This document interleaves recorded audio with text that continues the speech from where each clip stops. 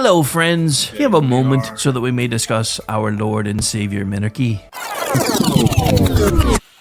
No, seriously, I'm just kidding. Hi, my name's Rick Robinson. I am the general manager of KLRNradio.com. We are probably the largest independent podcast network that you've never heard of. We have a little bit of everything, and by that, what I mean to tell you is we have news, pop culture, special events, conspiratainment, true crime, mental health shows, drama productions, and pretty much everything in between.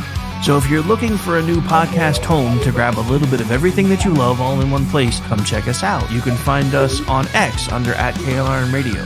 You can find us on our Rumble and our YouTube channels under the same names. You can also find us at KLRNradio.com and pretty much every podcast catcher known to man. So again, feel free to come check us out anytime you like at KLRNradio.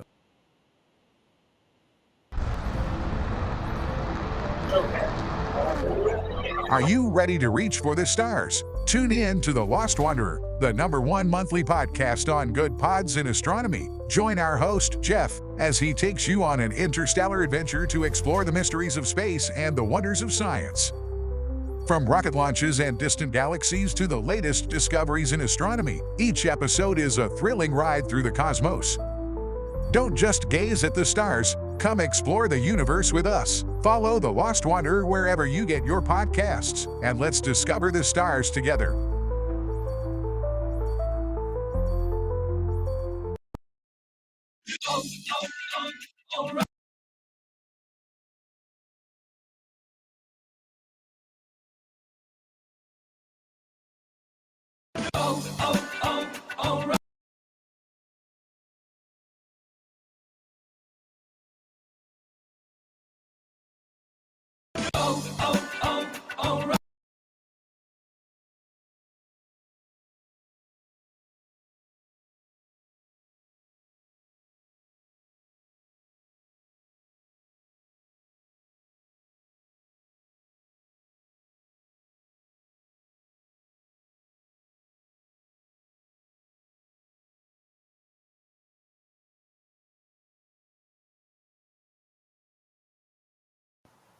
The following program contains coarse language and adult themes. Listener discretion is advised. I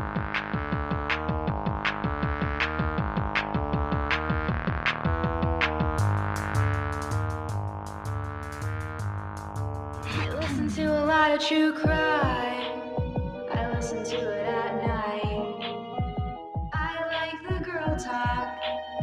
It makes me feel alright. I like scary stories in the morning, and I like them at night. I like the girl talk lies. They make me feel just right.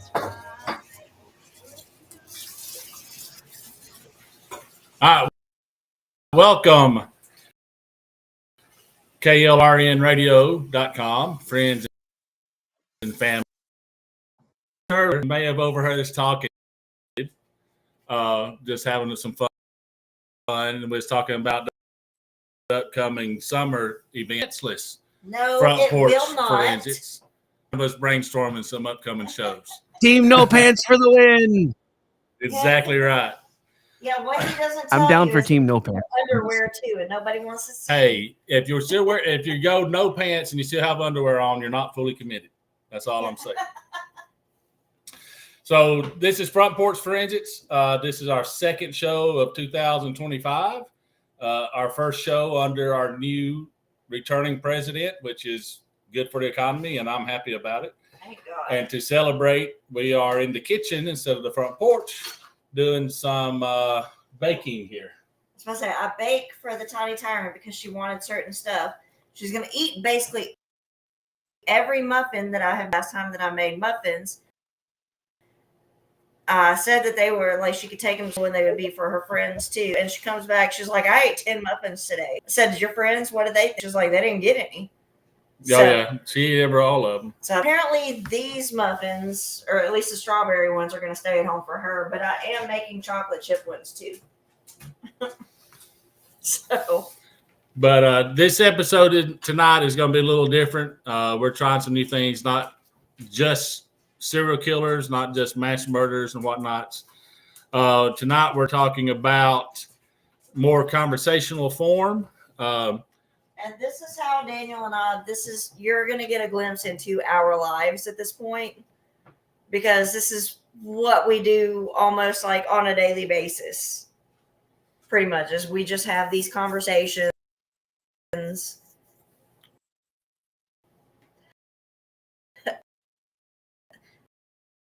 going to say hypothetical, like we need to give the disclaimer. We're not giving advice. We are not confessing to a single thing. So we need to make that known. Yeah, actually, hang on. Let me cover bases. Let me cover bases here. The following program in no way reflects on any past, former, future, actual, current, any other life-altering events. We are not condoning in any way, shape, or form any type of murder, homicide, etc. And the views of these hosts do not necessarily reflect those of KLRNradio.com. Yep. Perfect. That covers it all. Tonight's episode is titled The One About the Perfect Murder. We, of course, are fans of all things true crime, and Dexter is one of our favorite shows. Oh, yeah. I mean, I have the DVD set. Like, we love this show. But we figured tonight we would talk about if we were to do it kind of in the theme of O.J. Simpson with his tell-all book about if I did it. We thought, okay, how would we get away with the perfect crime? What would we do differently? And I, as your co-host, Bumpstock Ken, I have my own ideas, and your hostess with the mostest here, the domestic goddess herself, Bumpstock Barbie, is probably going to be the one who does the majority of the talking tonight. I'm just going to kind of guide the ship. So, yeah, and we do like to use Dexter and everything, because that's actually one of there actually is a true case right here where we live, about 3 miles from our house. There were human remains found and everything. And I sent the news broadcast to Daniel the other day when it happened. And the only thing he sent back in all caps is, "What did you do?" So in my defense, he was never meant to be found.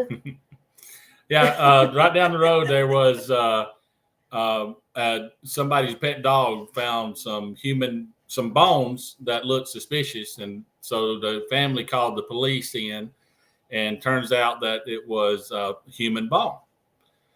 So they sent it off to get tested to find out some DNA information, how old it was, that kind of stuff, and they've searched with like 4 different counties in the area with their cadaver dogs and all that. They searched for several weeks. Yeah, I went to the grocery store just 2-3 days ago, and actually called him. I was like, they've got the canine units and everything up here up the road, because I literally drove like in between the cop cars and the canine unit trucks and everything. So it's like they've got cadaver dogs up here, so they wouldn't do that if it wasn't human. So I called the sheriff's department today and spoke with them about it, and they said they're still waiting on the results from the bone to see if they do any kind of identification, and they haven't found any other remains, or the cadaver dogs weren't able to find any other remains. So they don't know if there's a burial spot, or if this was a bone that one of the dog had found and drugged from miles and miles away. I say, we have no idea that this is even a homicide. Yeah, we don't know. It could be something natural. But now, that also said, there are rumors, because there is a convicted pedophile that lives on that road, and he has turned up missing. He has an active warrant out for his arrest, and nobody knows where he is. Nobody knows where he has gone. So kind of rumors up here in the community, or somebody took things into their own hands. But at the same time, this guy could have just fled to avoid arrest. Mm-hmm. I mean, we have no idea. They're playing this very tight-lipped, very close to the vest. But it does bring up like the whole like idea of vigilante justice, which is why we mentioned Dexter before, because that I think would be the only circumstances where hypothetically either one of us would act. on something. No, I mean protect the family. Obviously, that's not what Dexter was doing. But Well, I mean, he did do stuff to protect himself and his family, but within his code. So, but there's better choices, in my opinion. Who's that guy we talk about that shot the Gary Plausch? Yeah. I think he should be. But again, that's vigilante justice. That's what Dexter was doing. That. So but that's the same thing, just about. But different circumstances. I don't know. Dexter's first episode 1 was him going after a pedophile. Mm-hmm. So, I mean, that does kind of apply. That would be vigilante justice, and that to me is the only thing that would either that or self-defense. That is the only circumstances where I could see myself taking another life. Revenge. Okay, yeah, revenge probably would work too. But anyways, we're going to have another show later on about vigilantes and vigilante justice. There's a few of them that's pretty well known. There's some smaller ones that aren't quite as well known that I think are still interesting. And it's a good moral discussion too, because is it right to take the law into your own hands? Murder is still murder. Self-defense is completely different, but vigilantism is still basically murder. Cold-blooded murder. Like you have planned this out. Like you know exactly what you're doing. Yeah. Yeah. That is first-degree capital murder that you're doing, even if you believe it's right. Yeah. Yeah. It's definitely some sticky waters, deep waters there to get into. Yeah. But this one mainly, and we brought up this local case and everything because that's what got me and him talking about like what we would do in that situation. Like this was a man that had convictions for pedophilia. Like he is a danger. He would show up on people's porches and everything. He showed up on the porch of a pregnant woman asking, had she miscarried? He did that twice in one day. Yeah, we're assuming those remains may be connected. I mean, that's, again, this guy probably could have just fled to avoid the arrest because he's got a warrant out. Yeah, but it's also kind of hopeful, too. I am hopeful because that is entirely too close to home. Right. So, I'm sorry. Like, I'm not going to feel bad if that turns out to be his remains. So, for the rest of this conversation, I think we're going to kind of stay away from any specifics as far as cases go and just kind of talking broad, general hypotheticals. And again, if anything we talk about resembles a person in real life, whether living or dead, that's not our intention. It's just coincidental. I say this is kind of our little, the thought project, that we kind of sometimes do while I'm cooking or while I'm baking or just sitting around or something. Like this is just kind of what we do. Mm-hmm. So Daniel's, like I said, he's going to take the lead on this since I am baking. But I am going to walk through because we're doing this entire episode because Andrew is convinced that I am a closeted serial killer. And I will not say... Hang on. Point of order. Closeted, you say? Closeted. Yeah, that means I'm not out. So there's no closeted here. So if you got some friends or family or whatever that you might think might be interested in this, tell them to log in and join in, and I think it'd be a fun conversation starter for y'all too. We've got feeds up on both my X and my Facebook and everything. So we're trying to watch comments because this is more of a broad strokes, just discussion. Like we're all just having fun. So if y'all have questions for either one of us or anything like that, or if you want to make a point, try to stump me on something, like I'm all in. I was actually telling people this earlier, like y'all come try to stump me. Mm-hmm. So I'm going to let you take over because I'm about to pull this stuff out of the oven. So we've studied a lot of serial killers, things like that specifically who get caught. And there's usually red flags as far as how they started going downhill, getting sloppy or whatnot, and getting caught. Some of them is just pure happenstance, pure luck, if you will. But there are some things that we've learned, I guess, over the years of watching these and reading these stories about things that you to do and not to do. And again, this is not any advice. This is just observation.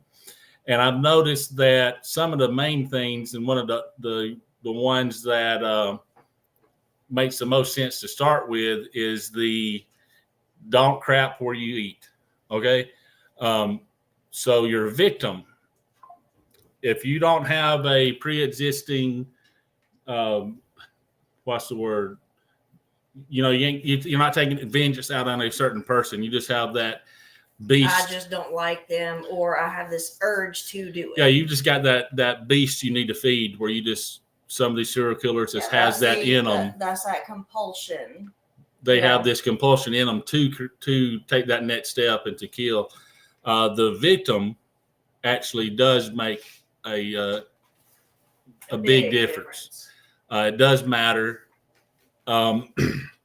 Again, most murders, when it comes to most serial murders like that, aren't something that is personal. Sometimes the first victim is someone that the killer knows. Yeah. That's kind of how they wet their feet, so to speak. Yeah, but I'm saying the successful serial killers don't go down that route. That's where I'm going with this. So your victim pool has to be pretty deep. You can't have a shallow victim pool, because if you're hunting too close to home, you're going to run out of prey. Well, and that's the thing with police procedurals. You always see, like, when somebody dies, the first people they go to are immediate family. Yeah. Just that circle. And then from there, it widens out. They'll go from immediate family to like close friends and family, and then they'll branch out from there. Right. So I would say, rule number one, at least if you go with Dexter, is don't get caught. Which is, common sense. Like, you don't want to get caught if you're this type of person and you're doing this.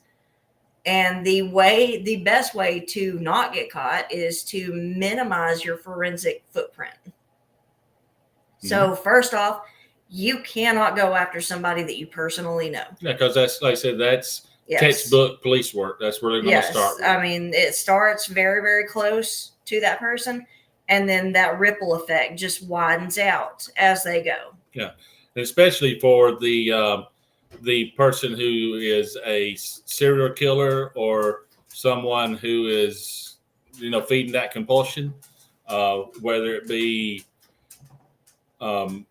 sexual or in murder itself, sometimes both.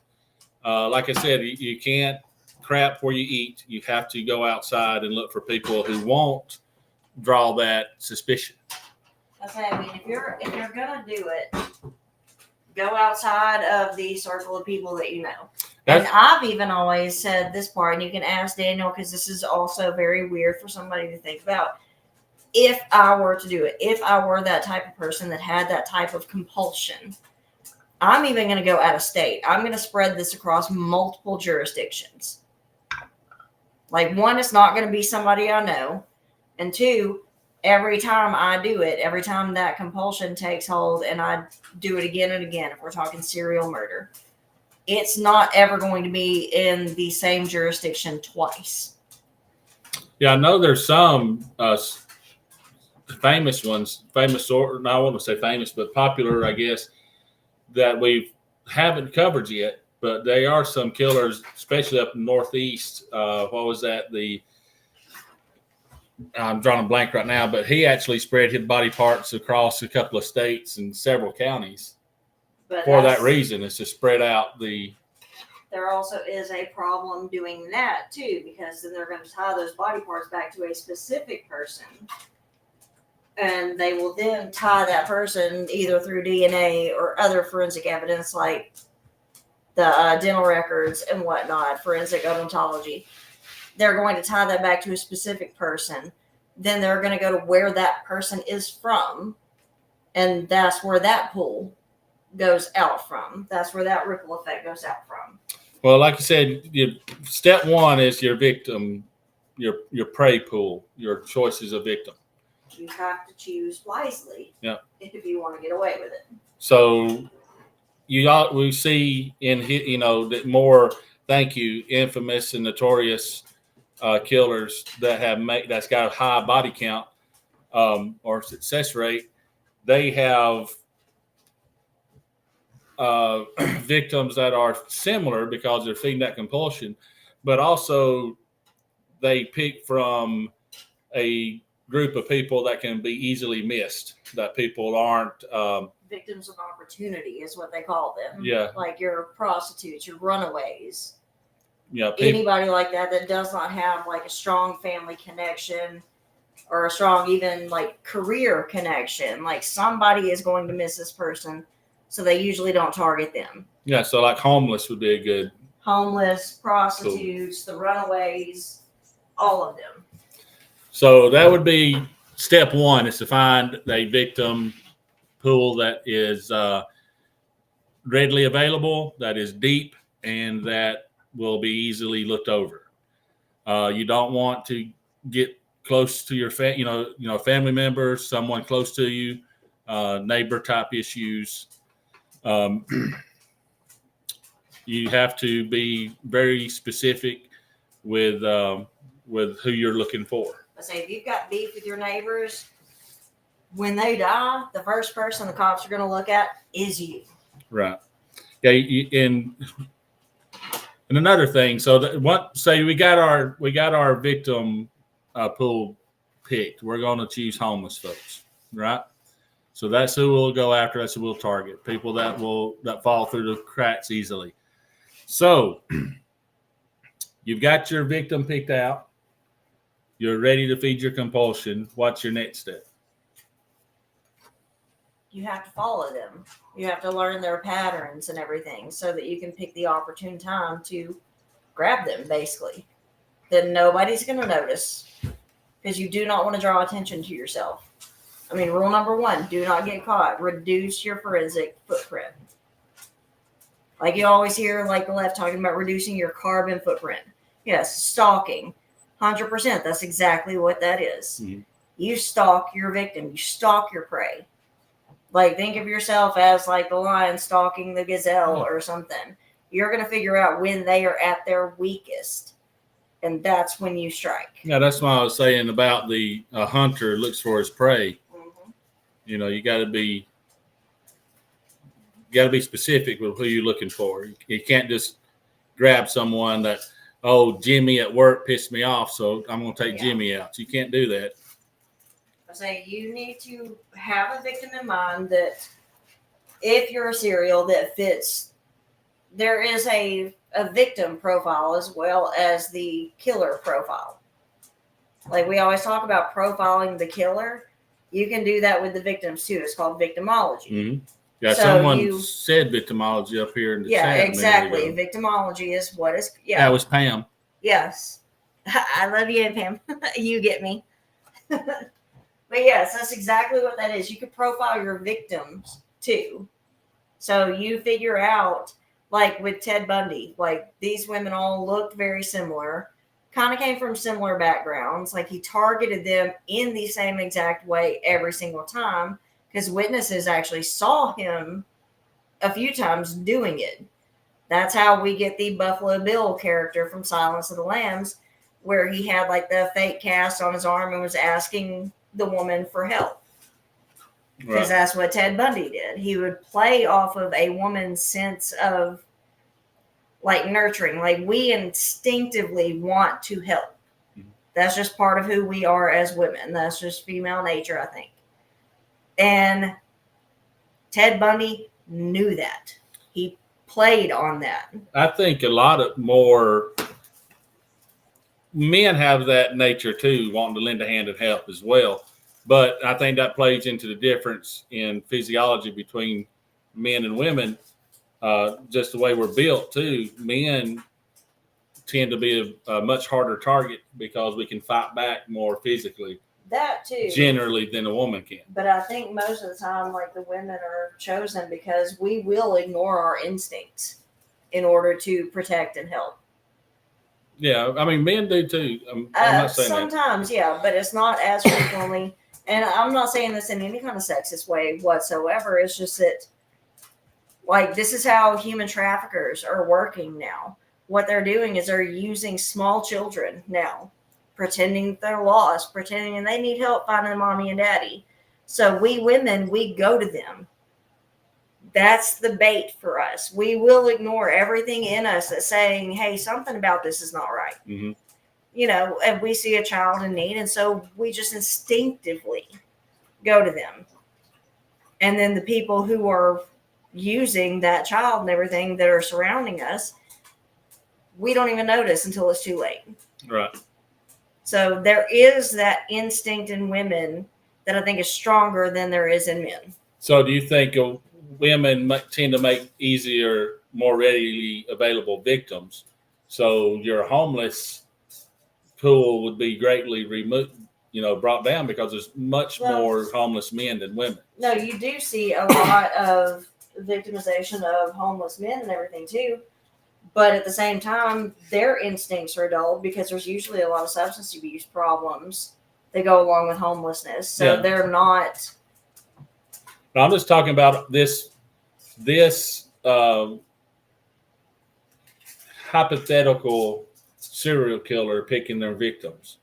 Maybe a homeless encampment would not be a good one. Our hypothetical serial killer character. So it would be more of a, if it's female, that brings out a whole different list of victims as well.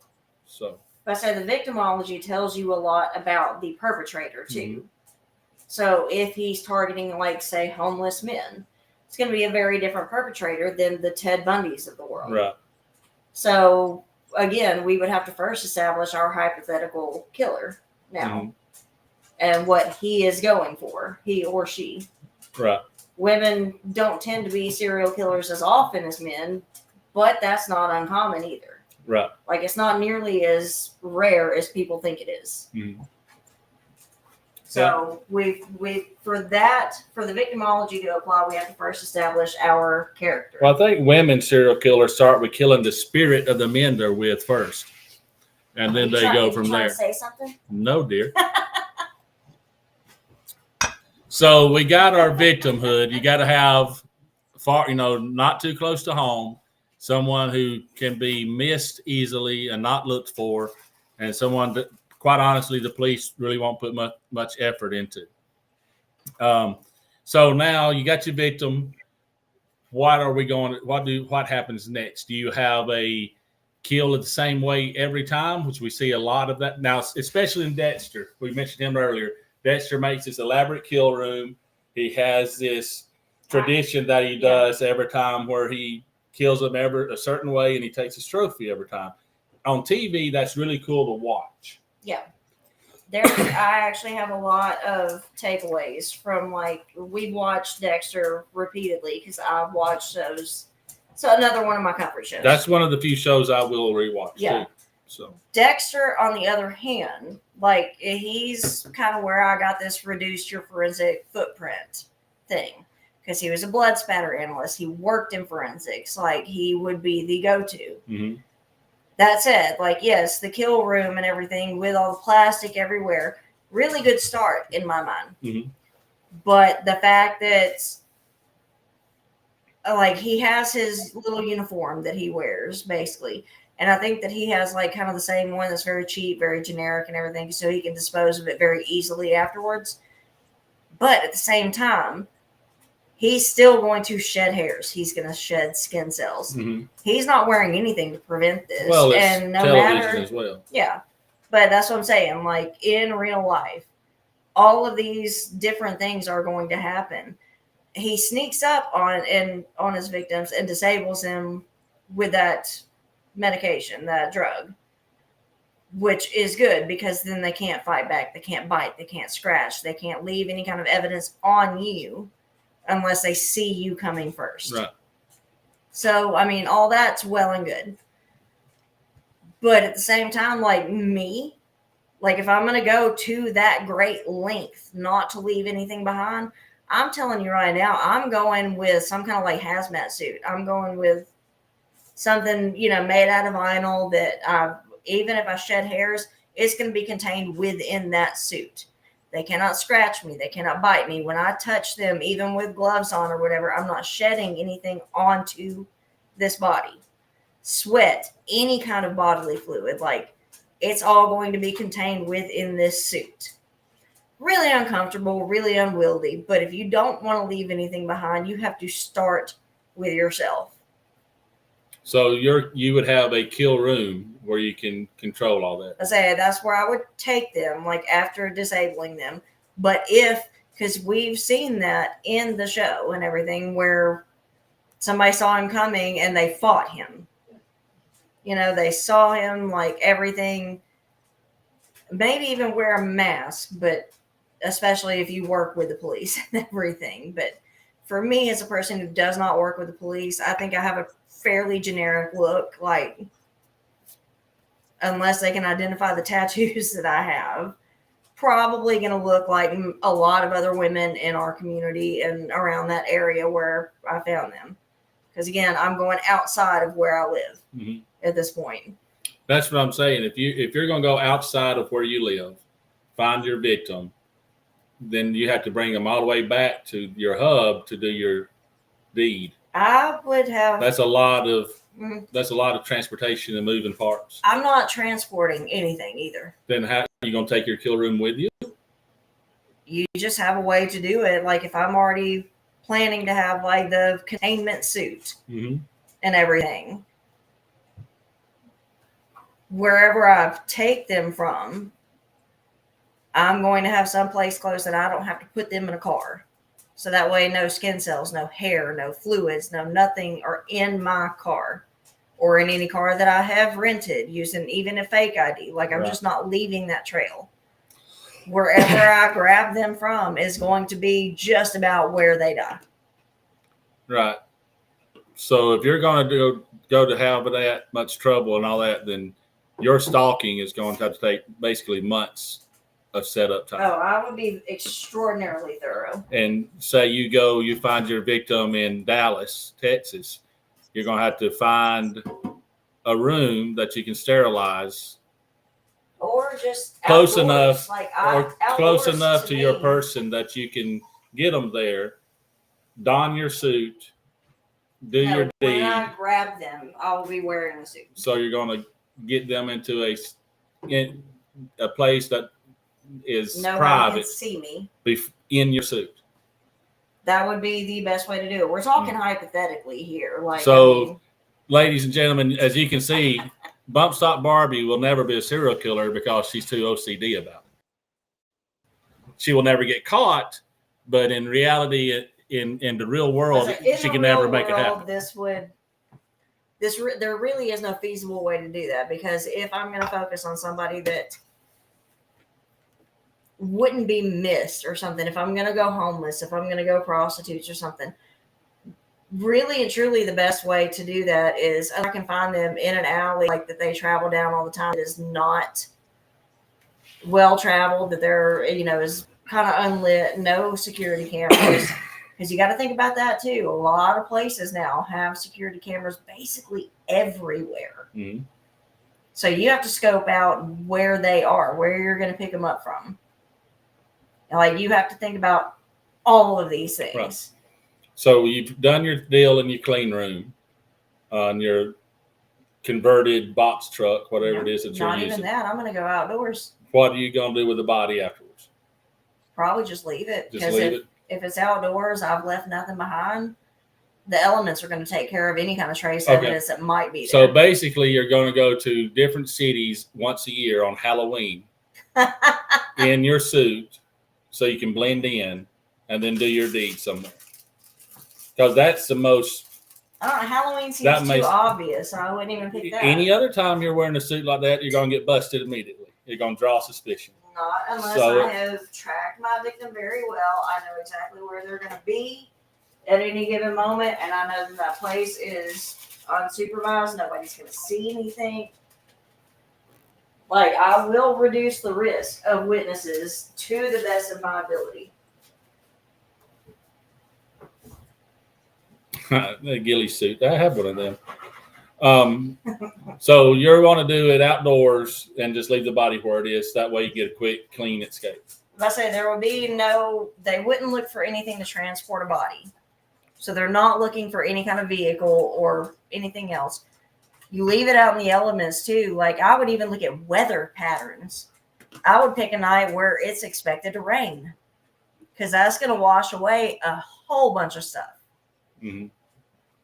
Like, I'm telling you, when I go, like, when my OCD kind of comes in hand theoretically for all of this, because every single thing down to the minutest detail I will consider.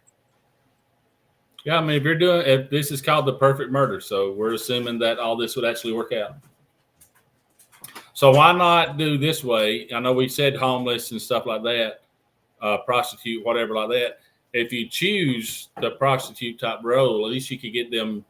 They'd be more willing to come with you, and get you away from those places. Yeah, I mean, okay, for the homeless or for prostitutes or something. Homeless, like, offer them a meal, offer them a shower, offer them shelter, get them, hey, come follow me back to my car. For a prostitute, even easier. Here's $100 right here. Come back to my car. I think theoretically, hypothetically, that would make better, logistical sense. Their logistical sense is to be able to get them into a vehicle so you can get them away from the area, an area that you've already chosen, that you know you can control. Because once they're in the vehicle, you pretty much got them where you want them. And what I would do, and I would make a suggestion of your vehicle would be something very generic. Something Toyota Corolla type. Something that there are hundreds of at the time. The Nissan, those kind of cars are very, very genetic. You can see them anywhere. Like Bundy's was a Volkswagen Beetle, which is very popular. And there was a tan one, which apparently was a big thing back then. Yeah, I think the most popular colors now is like silver and white. So just something along those lines. A van is your easiest answer, but people will remember a van. We notice vans around here because that's just kind of the thing, You would have a very nondescript vehicle, car, something that, you can change the plates out on pretty easily. It'd be the easiest answer. Yeah. And then get them into the vehicle and get them to the place that you've predetermined to be your best spot. That's what I would think. Would you rent the car? No, I would not rent the car. I would own the car, and I would change the tires out on that car regularly. Nope.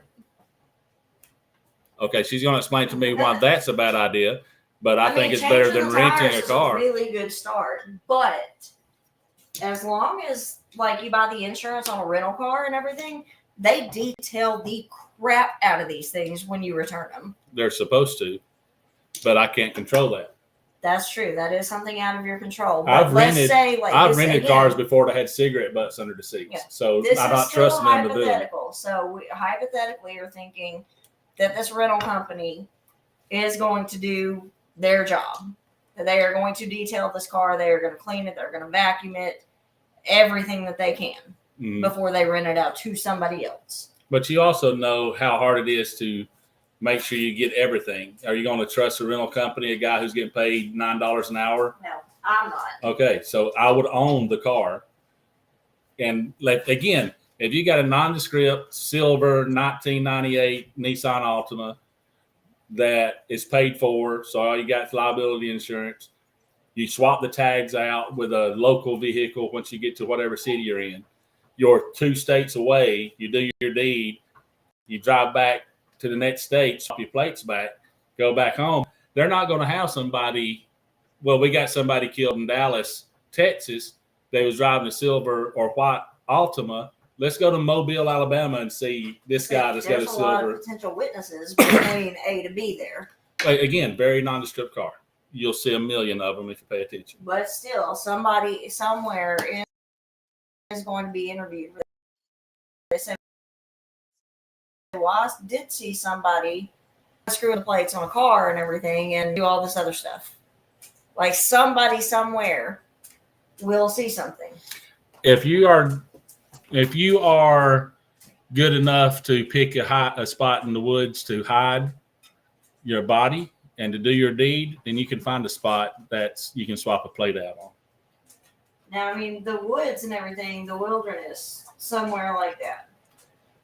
Excellent spot in general, just because you have all of the potential animals and everything that will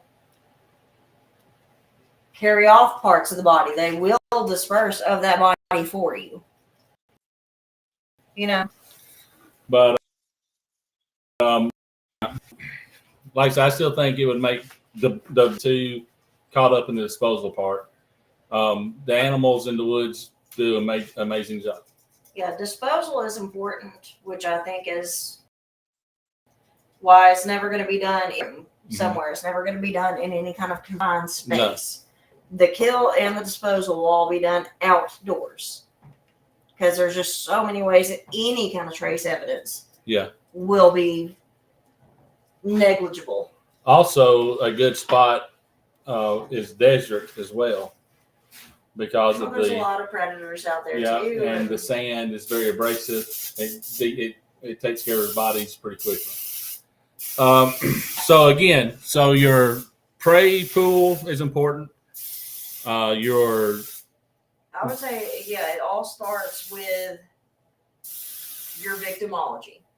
Yeah, and then you've got to pick your way of collecting that prey, and we've got varying degrees of how you want to go about that. I think the luring them into your own vehicle is the best way to go, honestly. That seems to have worked well in the past. Look at Bundy. They all got caught. Look at Bundy. Look at what's the other guy's name that I like so much? Look at Zodiac. Zodiac never got caught. Victimology was all different. Yep. Mode of murder was always different. That's why he was always in a public spot. He always wore a mask and everything. Never left anything behind. There are ways to do this, but all the people you're mentioning all got caught. The next thing would be the way of doing it. How you would. Like you just mentioned Zodiac. Your MO, your modus operandi. You just mentioned Zodiac, where he used different weapons. He used different ways of doing it. But he also never really got physical that much with them either, which I think is a key part. Other than the stabbings, it was all very distant. But I'm even going to say, don't ever use a gun. Ballistics, not your buddy these days. Oh yeah, that's friend. Another thing you got to think about. Do not use a gun. That's another thing too. I was going to mention in the next hour is there was a reason the 70s and the 80s was the heyday of serial killers because now you carry around a tracking device on your car, in your phone, carry it in your pocket. Yeah, I mean it's everywhere you go. You're being tracked right now. So, but when we got into the second hour, I was going to kind of bring that up. It's about. It's a new age now, how we would go about doing it. I say we're no longer in the 70s, so us using the techniques. There are some techniques that work. Like I said, with Zodiac, the victimology was all over the place. Mm-hmm. I mean, he did not have any kind of set type of victim. No. He didn't even, kill people the same way every time. Mm-mm. And we've talked about this before, like his ciphers that he always sent in. I don't think anybody's ever going to solve it because I think it's something very specific to him. Those symbols mean something only to him. Well, I think this last group swear up and down. When you have his ciphers, the Zodiac ciphers, and you have these people says, "Oh, we've cracked the code. This is what it says." They can say anything they want to, and then we're just supposed to accept that's what it was. Well, they're going off of ciphers that were already decoded. Mm-hmm. But again, to Zodiac, I think that each of those symbols meant something specific to Exactly. him. That's what I. So nobody's ever going to figure it out. No, that's I what don't I'm think saying. anybody's ever going to learn that. That without a key, which there is not one. No. These people that says, "Oh, I cracked it. This is what his letter said." I don't believe it. Right. I think that's what they want it to say, and the way they have assigned these symbols meaning and write it out, it makes sense. It looks good. I get it. Based But- on other ciphers. that Yeah, they're based on pulling other from, ciphers right? that they're pulling from. But I mean, if that's what we're going to trust, then heck, I could sit down and write something out and say, well, this is what it means based on these ciphers. And I have no training in it at all. So I don't think we'll ever get the truth about what exactly Zodiac was saying. So Short of any kind of DNA evidence, I don't think we're ever going to figure out who he was. I think that is going to be still, I mean, it is today, and I think it's still always going to be one of the most famous unsolved cases ever. I don't think we will. I think the way if we ever find it out, it's going to be through a family member that finds some sort of Like memorabilia. Golden State or something. Yeah. Maybe. Well, I'm thinking like it's going to be a family member because I think Zodiac's dead. Yeah, and I mean, that'll be another episode that we do. We have to do Zodiac at some point. So I think that a family member at some point is going to stumble across some sort of trophy or something, some sort of evidence that might lead to who Zodiac was. But if that ever happens, I think that's the only way it's going to happen. Yeah, we both are convinced that Zodiac is dead. I think That's the only way somebody like that will stop. I don't think he's under arrest for another crime. I don't think he's in prison anywhere because that's somebody that needed the attention, like thrived on the attention and everything. That's why he taunted the police and, sent the ciphers to the media and everything. Someone like that doesn't stop. If he was in prison, we'd know about it because he wouldn't be able to shut up about it. Right. He would finally say, look, this is me. I can prove that it's me because he wants the notoriety. Yeah, or he wouldn't have sent those letters if he didn't. Yeah. So I think he would eventually continue to kill, or he would just outright took all the credit. Like if he knew he was in prison for life, he's just going to come out, hey, I'm the Zodiac. Yep. I agree. So. But that's another thing. Pride, arrogance, and everything, that's going to get you caught every time. Right. So again, you're taking on your take of what a perfect crime would be. So just kind of give an overview and wrap up what you think it would be, starting from the victim to the way you would do it, to where you would do it, all the way through real quick. From just the victimology.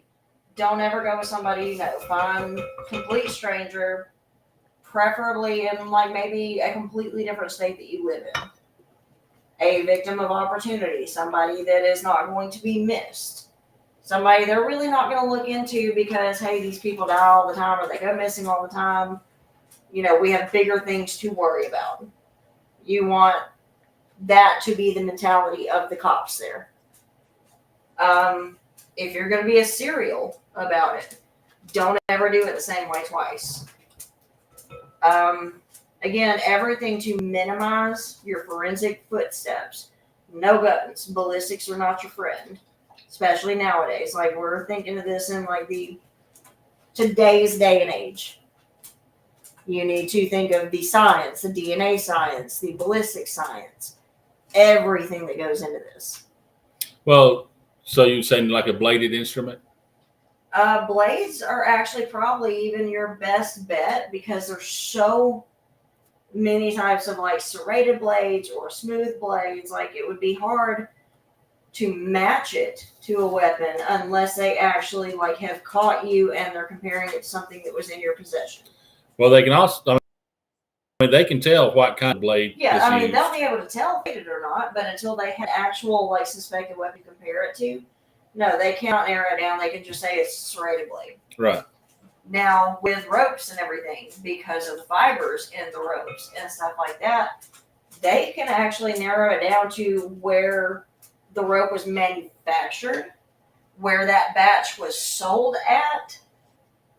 Like you just, I would say a blade probably is your best bet. Either that or manual strangulation, and you better hope that you're wearing some kind of protective gear so you don't spread like your epithelial cells, hair cells. They don't get anything under their fingernails. Well, it's going to be, like I said, it'll be very hard. Also, strangulation, because it's not like you see in the movies. Oh yeah, and tell them about how annoyed I get with that. She gets very annoyed in it because most times you see in a movie they don't hold near long enough; they'll just pass out. I'm about to say, once the person goes limp, they stop.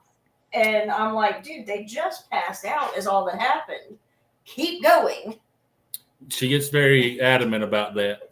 But like in the defense of the movies, they kind of have to cut it short because you don't want to see somebody in that position in a movie, an action movie, For 8 or 9 minutes. for 8 or 9 minutes, which is normally what it would take somewhere along those lines. If you want to be sure, Yeah. at least. Which, So, see, okay, I will say this, like, Daniel's not ever going to cheat on me or do anything like that because, one, he loves us and he doesn't want to blow up our family. But two, I think he's a little bit afraid of me. probably a little bit. I got 2 words: shopping list. The shopping list. My Yeah. grocery list. So, as far as the victim, you got it. You want the different MO every time. Different victims. You even do more random style in your victims, not a blonde every time or not a certain. You don't want any connection to any victims. Like, you don't want them to say, well, they've all been prostitutes. So you don't want to do a woman every time. You don't want to do, Yeah. you mix up mix up your MO.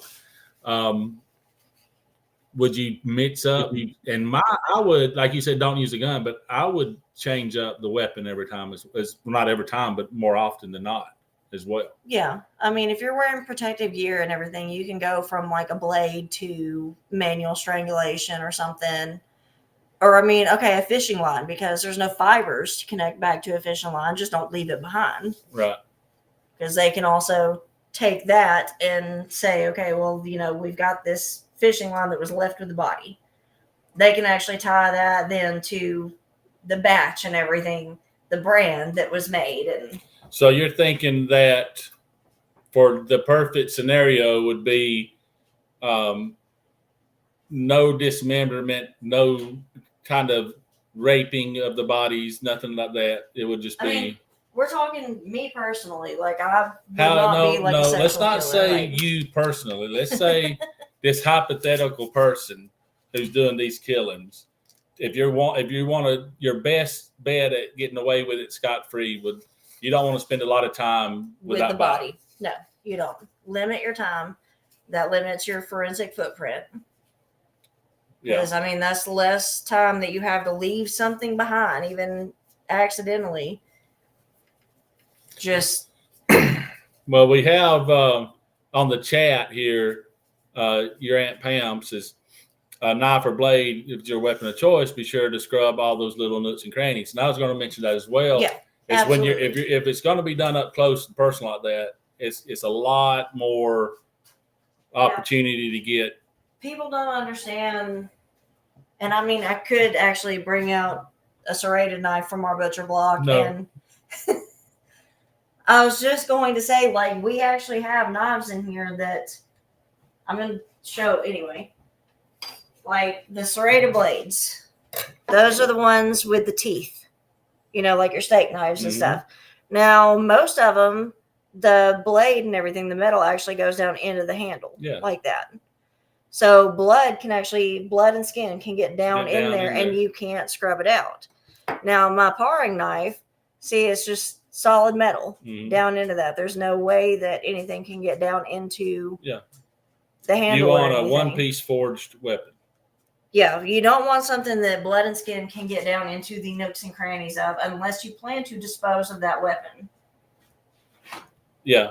I'm putting them back up. Calm down. Again, when you get to the disposal of the weapon and to reuse of it, it's going to start leading to paper trails if you have to replace your weapon every time. I would say if you're going to use a blade or something and you can't clean it out entirely, again, go to a different jurisdiction, go to a different state, find a river or a lake and chuck it in there. Water is going to be your friend here. I like what Michelle here too is saying, and I've always agreed with Garrett. Garrett always swears up and down on the icicle. Now that is because a good all one. the evidence would melt away. I actually love that idea, and I've thought about it too. I say that was kind of the Sherlock Holmes thing, the locked room mysteries. Yeah, it would have to be, especially if you're in the northern hemisphere, like way up north or way down south, I guess. And one of the extremes where you get a lot of ice for the majority of the year or whatever. Yeah, an icicle would be pretty cool. I say it would be cool, but then you've got where they can actually trace the minerals that came off of your own roof. You'd be a cold-blooded killer. But no, I mean, they can actually, like, from the water that is left behind, they can trace it to minerals from a specific roof or a specific spot where that icicle was taken from. And here's another, I'm going to get to that since you brought it up too. I'm going to bring it up in the second hour, is where I differ in my thought process on some of these.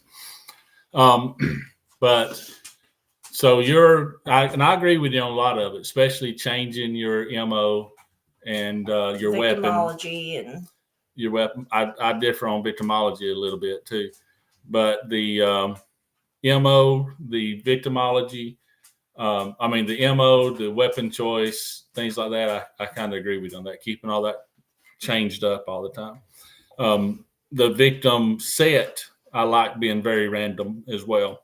It has to be. Yeah. I mean, if you are a serial, especially, and you don't want to get caught, it can't be all women. It can't be all men. I mean, different ages, different sexes, everything. You have to change it up every single time. Different race, everything. So it had to be different. Because typically serials, that's how criminology works. And for the most part, serial killers work within their own demographic. So we get like the Atlanta child murderers targeted Black children because he was a Black man.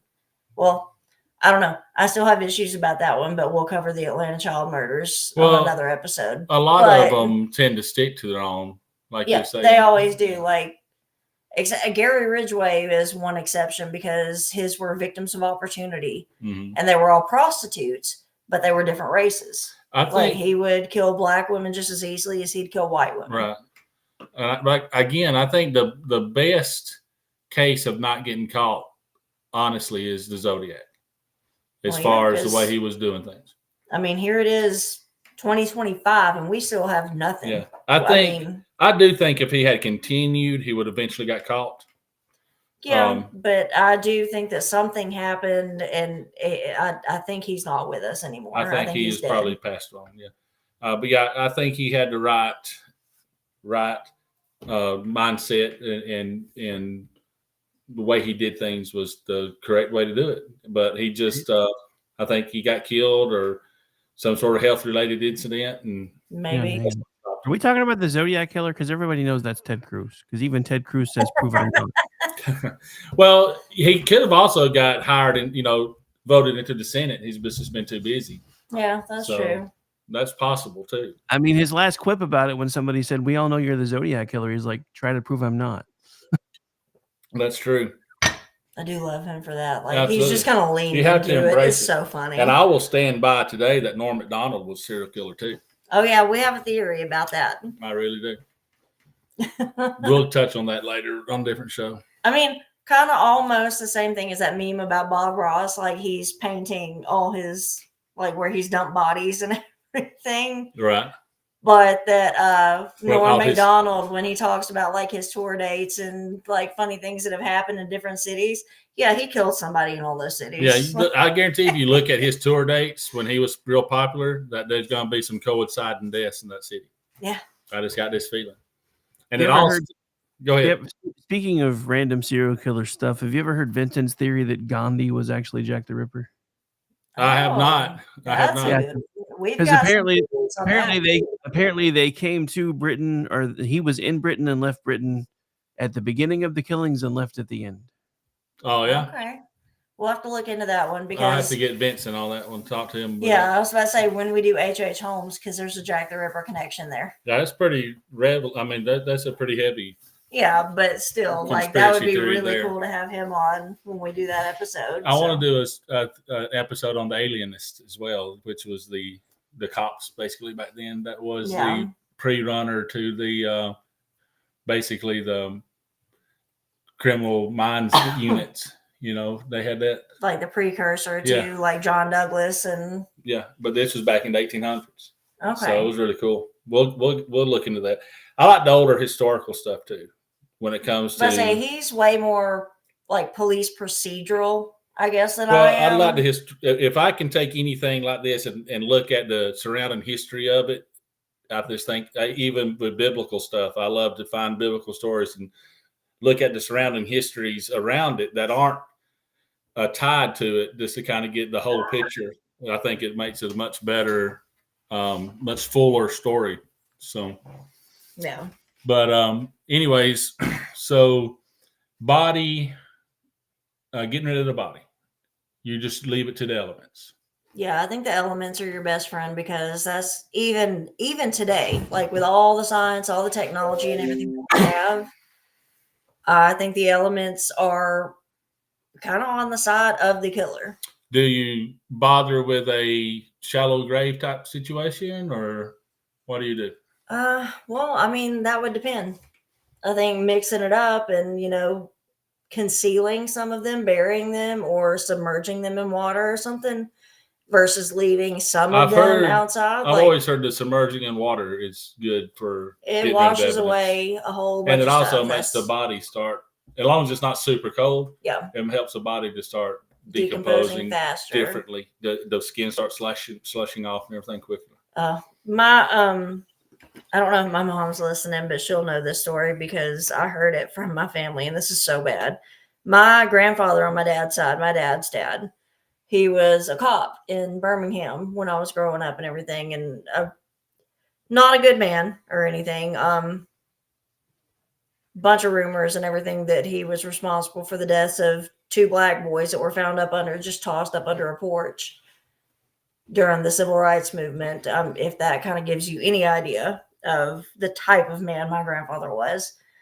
But his oldest son, my uncle, and my dad's oldest brother followed in his footsteps, was also a cop and everything, and also not really a great man at all. And he apparently got drunk one day and was talking about one of the cases of a man who had committed suicide in a bathtub, but they didn't find him till like a week later. He was apparently telling the kids, I was too young to really remember this, but it was just like some family reunion or something, I think, and said that when they went to like pick up the body out of the water and everything, the skin just pulled off of the body. So the skin and everything will slough off of a body if it's left in water long enough. Yeah, for sure. And that's disgusting, but for evidentiary purposes, kind of helps the killer there. Oh yeah, so, I mean, if you're doing the body, getting rid of, that's a good spot to start. But do you know something that I learned about on Forensic Files? Well, trying to go to sleep one night, which that's another thing. I tend to go to sleep to Forensic Files, but that's called degloving. Usually, when the skin sloughs off, like all in one piece and everything. Is it degloving? I thought that even was just, if it's not just the hand. That's what I was going to say. I always assumed that was just because of the hand thing. It's just like whenever the skin peels away from the muscle. So if it comes off my calf, it's still degloving. Yeah. I don't like that. That shouldn't be degloving. I'm about to say it. I mean, it comes from wearing gloves on your hands. Or if it comes from the elbow down, fine, degloving. If it comes from the knee down, it should be desocking. I don't like degloving for other parts. I don't think that has quite the same ring to it. If the skin on my butt comes off, I don't want it to be called degloving. I don't like it. I think that's dumb. We did have a whole story about stuff on words and terminology that too. I said that's not true crime though. So no like pet peeves. Oh, I could have a whole show just what grinds my gears, But anyway, what they have found out, like especially like when it comes, like if they're trying to get fingerprints off a body that has been found in water and everything, they will actually deglove the hand, and the forensic pathologist will put their Wear it hand like the glove, yeah. inside the skin and everything, and they will then roll the fingerprints out because it stretches the skin again taut so they can actually get it. Does it come up with a good enough representation of the fingerprint that is usable? Yeah, it's been used in court. That's pretty cool. You would think it would still be deformed to the point that it would be hard to. That only depends on like when they found the body and how Yeah. bad the deterioration is. So I mean, because I mean, they can still do. If they can get a partial print, that would match. And they can make. Like if those fingerprints are on file, yeah, even from a partial, they can get a hit. Yeah, I know. Back in the day, they had this big thing where they had a big movement where your parents were supposed to take all your kids and get them fingerprinted in case they ever got kidnapped. We did that in school. In case they ever got kidnapped, we can find them easier. Well, that was just the government's way of getting your information and getting your fingerprints on file. That's all that was. The government has always used fear mongering to take control like that. I remember doing the fingerprint thing when I was in like elementary school. Mm-hmm. But okay, the Tiny Tyrant. I am that paranoid helicopter mom just in general. But because of my knowledge on true crime and all the crap that I watch all the time, I'm an extra paranoid mother. So I have always told her, look, if somebody ever tries to abduct you, like here are some things to do, like depending on where you are and what's around you.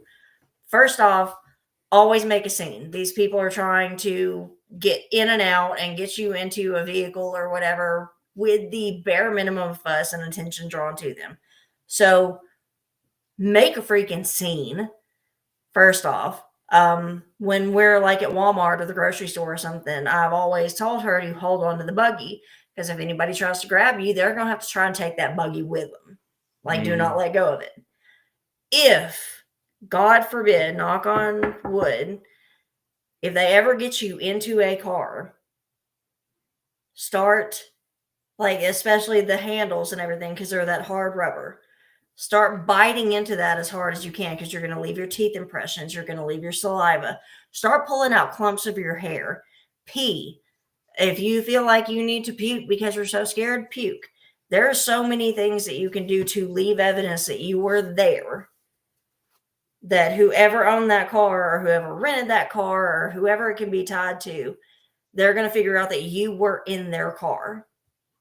And that's a lead. Right. Like, God forbid, but there are things that, like, even now, like, you're gone sometimes over the road, and it's just me and her here by ourselves. I've told her because I'm not a big girl, she's not a big girl. We'll fight and everything, but they may still get us. But I can guarantee you they are going to have scars and a visible reminder of the day that they got us. Mm-hmm. And that's another thing my mom has said, and we're going to do a series. Well, we have a couple of series in mind. One of them is going to be on women who kill, and it's the Susan Smith case. Daddy always said that he got mad at mom at first because mom immediately, like that first news conference with this woman, just flat out said she did it. She killed those kids. Like, she's the one who did this. And he was like, how can you possibly know that? And mom just said, look at her. There are no marks on her whatsoever. She said, if those were my children in that car, I'm going to be battered, bruised, and bloody because I have tried with every fiber in me to protect my kids. So defensive wounds, that's another thing that you got to keep in mind. Yeah, you have to be careful. That's another thing you have to be prepared for because in a perfect scenario, it happens fast enough that you won't get those wounds. But if you do get them, you got to have some sort of cover to say, hey, how did this happen? You know. And usually it doesn't work because people's cover stories as to why they have like scratches on their faces and arms and everything. You can't just say, well, I was fighting off a raccoon. Yeah, that's why I've always dated crazy women. That way I can say, well, I made her mad. Hey, I have never marked you up. The So you're just gonna breeze right past that. So you're going to leave the body in the woods for nature to take its course. For some of them, yeah. But for in general, that'd be your yes, go-to. I think exposure to the elements is your best friend. And another thing too, if you find your place that's far enough out, it also just adds time before the body has to be discovered, anyways. Yeah, so especially if more it's like you've got these people that got caught and everything because they left them on like a popular hiking trail. Mm-hmm. Like people are coming by all the time because it's a popular hiking trail. Yeah, don't do that. Well, and it's also like, for instance, this what we was mentioning earlier, this dog finding a bone. Yeah. There's no foolproof way of disposing. The only thing you're doing, honestly, is buying time before something, the inevitable, before it gets found. Yeah, delaying the inevitable. So the mode of transportation, you kind of agree with just. I think there are ways to do it that don't involve like your own car, but for the most part, your own car you have more control over. Yeah, I just don't like the idea of. I don't think adding extra steps would ever be a good idea. I mean, even renting a car, like you're now involving other people in this that are going to remember, hey, guy that or a girl that looked like this rented this car. This is the ID that she gave. And the place where you rent cars has got cameras and everything set up. So I think the best thing is to have your own vehicle that just doesn't stand out. Yeah. Yeah, I'm not going to use my 55 Chevrolet to do this. It's going to be a 97 Altima. You know what I mean? I like my first car, a 95 Camry. 95 Camry. Yeah. Something along those lines. Now, I've also had some thoughts about where I do agree with you on the randomness of the victims, and you're luring them into the vehicle and taking them away that way too. You need to lure them somewhere private.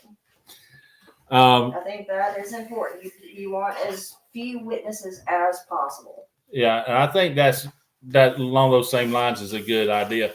Now, a popular movie trope that they do on those is you see where the killer would do a breaking and entering type scenario and actually do the deed in the victim's own home. I kind of like that idea.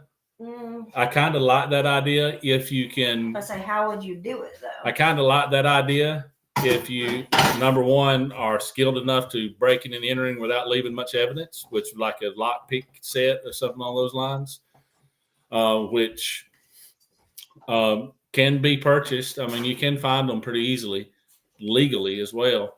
You can also, and you have to do a lot of practicing to do it. But household tools can be used. But you want to make sure that you're not doing any kind of damage to the frame and all that kind of stuff. Any kind of tool marks will be forensic evidence. They can match it to a specific. Most homes have deadbolts, so you would need a lockpick set of some sort. So you have to be able to draw back that deadbolt. Like you can't. But you'd have to have some skills, practiced skills, to get in without causing any damage.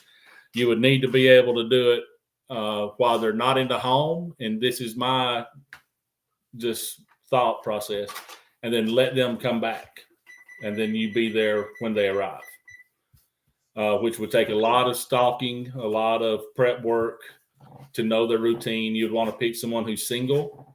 I think prep work is also very, very key here. The stalking. Yeah, you'd want to pick someone who's single. Doesn't matter if they'd be missed or not, really, in this scenario. Just somebody that doesn't have a spouse or a partner or somebody that's going to walk in. You'd want someone that if they do have a pet, it would be like a cat or something, not a dog that would, even if the dog's small and not a danger, it's still going to be barking and stuff. I say neighbors do hear that. Yeah. And they say, well, we heard the dog barking and going nuts one night. But then you could actually do the breaking and entering. You could enter the residence when they're not home, put on your suit. Like you mentioned earlier. Yeah. And then just lay in wait until they come in. Because most people, when they come home, once you get inside the house as well, you want to relock the doors. Yeah. Now, the big, and then you lay in wait in a closet or something, because when you come home, you don't check your closets or anything, because that's home. That's where you're safe. Yeah. So once they come in, then you would come out and you would do whatever you need to do to them. Leave the body where it lays because you got yourself covered. You can leave a body in the home and then just go back out the way you come in. Again, I would relock the door on the way out. I think I would still, even if I like had my containment suit, I still think I'm gonna do a lot of cleaning before I leave. For sure. Absolutely. Like I'm still going to clean up in there. And that's the good thing about doing it in their own home is you would have time, a limited time, but you still have a little bit of time to clean up after yourself. I would not wear the suit back out. Oh gosh, no, because that will draw attention, especially if you're in like a neighborhood or something. But you'd want to get out, lock the doors and everything back, like just like you found it, and leave. Now the downside is what we was talking about earlier too. This isn't the 70s and 80s or even the 90s anymore. So many homes now have those Ring cameras. Mm-hmm. So that would be. You would have to know that well ahead of time. Yeah, it's just. That's part of your scouting. It's just taking too much risk nowadays, especially even houses that are not necessarily modern, but they have the more modern televisions and things like that. We all know that a lot of these cameras and recorders on these sets are active and can be access. So even if you think that you're not being recorded or being listened to, a lot of times you are. So doing it inside someone's home nowadays, even though that is kind of a popular thing you see on television, I'm sure I guess it could be done with enough work, but I don't think that's a very good way of doing it for long term. If you wanted to do something along those lines, if the killer wanted to do something along those lines to change up their MO, then again, with enough prep work to get in and out quickly, I guess anything's possible. But I would not suggest that to be the main way of doing it. No. But it is a good way to mix up the victim pool. Yeah. Because the main thing I think that we're going to, when it gets down to the end, what we're going to come up with is random. It has to be appear as random as possible. That way, even if you are doing it across jurisdictional lines and everything, they're not going to connect them because they're not going to be similar at all. Right. Yeah. Also, if you are doing the traveling across state lines and things like that, you either need to have an excuse, like you do it for your job. Yeah. Or you're going to have to have your cover story in place. You're going to have some sort of way to have a vehicle that's not tracked with GPS systems. So an older vehicle, you're going to have to leave your phone at home. So you're going to have to do a lot of prep work. Yeah. Even with not taking your phone to do your prep work. You'll have to leave the phone, anything that can track you at home when you're doing all your prep work and everything as well, when you're doing all your stalking. I mean, you can have like a burner phone or something that's not connected to you and then dispose of it later. Like if you just need a phone on you for some reason. Well, if you do that, you need to buy it with cash in the city that you're going to do your deal with. Yeah. Because if you buy it here, it can still show that it was bought in Mobile and now it's in Dallas. I would probably even say like try to find a store that's kind of run down and everything because the likelihood that the cameras and everything in that store work would be lower. I've heard tell that Walmart, of course, they have camera systems, but they only keep them for like 30 days or something before it starts overriding them, unless there's an issue happens. Yeah, But I don't know how that would go into your research. I don't know how accurate that is or not. Again, I wouldn't want to chance it. Yeah. So, but most places now it's going to have cameras. Usually, those disposable phones, though, they don't ping to where you bought them, they ping to where you activate them. Yeah. So you could buy it in one city. You technically could get it here, and then now you would have to dispose of it somewhere else because they could figure out where it was purchased. Even though, by the numbers. I say that's even a different jurisdiction, like I said, to dispose even of a weapon and everything.